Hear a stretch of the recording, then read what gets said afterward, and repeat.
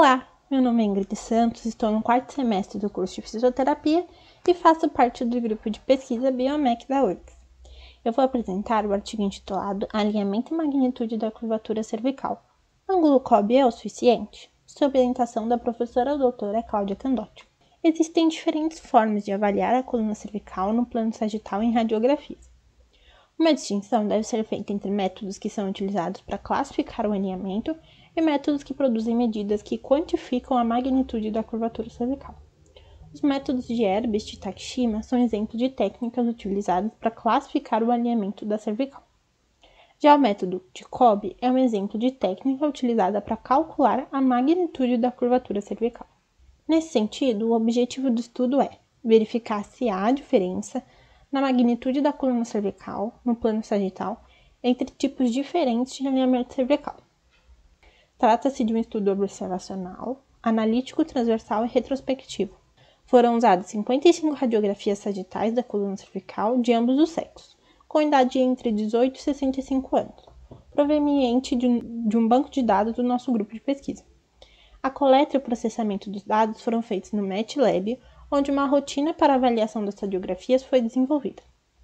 As radiografias foram separadas em grupos, de acordo com o tipo de alinhamento da curvatura em lordótico, reto, sigmoide, sigmoide reverso e cifótico. Para isso, foram combinados os métodos de Erbst e Takeshima. Nesse esquema, a linha mais escura em preto representa o método de Takeshima, e as linhas mais claras em verde representam o método de Erbst. Um alinhamento é lordótico quando a linha de Takeshima é lordótica e as linhas de Erbst convergem posteriormente.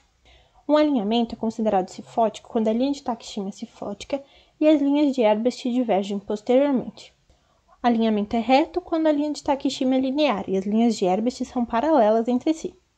Alinhamento sigmoide quando na parte superior a linha de Takeshima é lordótica e a parte inferior é cifótica, e quando as linhas de Erbst convergem posteriormente na parte superior e divergem posteriormente na parte inferior.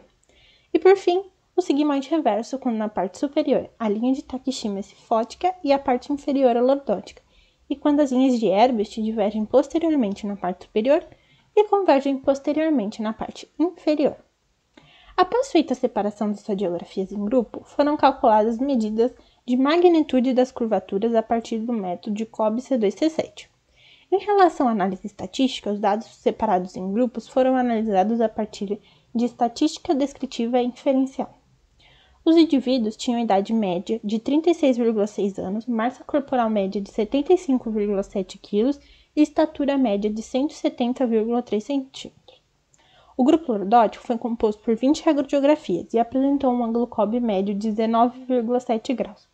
O grupo sigmoide reverso foi composto por 8 radiografias e apresentou um ângulo COB médio de 8,7 graus. O grupo reto foi composto por 11 radiografias e apresentou um ângulo COB médio de 4,6 graus. O grupo sigmoide foi composto por 5 radiografias e apresentou um ângulo COB médio de 1,6 graus. O grupo cifótico foi composto por 11 radiografias e apresentou um ângulo COB médio de menos 10,2 graus. É possível observar que o grupo lordótico apresentou o maior valor do ângulo de COB. O grupo cifótico apresentou o valor que mais se afasta do valor do grupo lordótico e os demais grupos apresentam valores intermediários e parecidos entre si. Os resultados mostraram que houve diferença estatisticamente significativa na comparação da magnitude da coluna cervical entre os grupos. Coté e colaboradores encontraram o resultado do ângulo de Kolbe C2C7 semelhante para o grupo lordótico, reto e cifótico.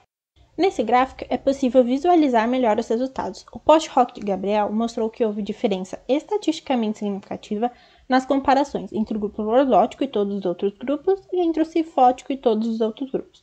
No entanto, não houve diferença estatisticamente significativa nas comparações em pares entre os grupos reto, sigmoide e sigmoide reverso.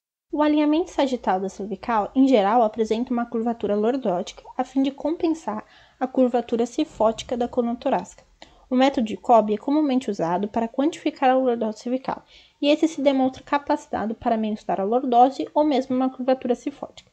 No entanto, quando esse método é aplicado a outros alinhamentos, reto, sigmoide e sigmoide reverso, seu resultado não é suficiente para delinear suas particularidades. Nesse sentido, o ângulo de Kolbe não é suficiente sozinho para avaliar a coluna cervical, pois a partir do seu resultado, não é possível diferenciar os alimentos reto, sigmoide e sigmoide reverso da coluna cervical.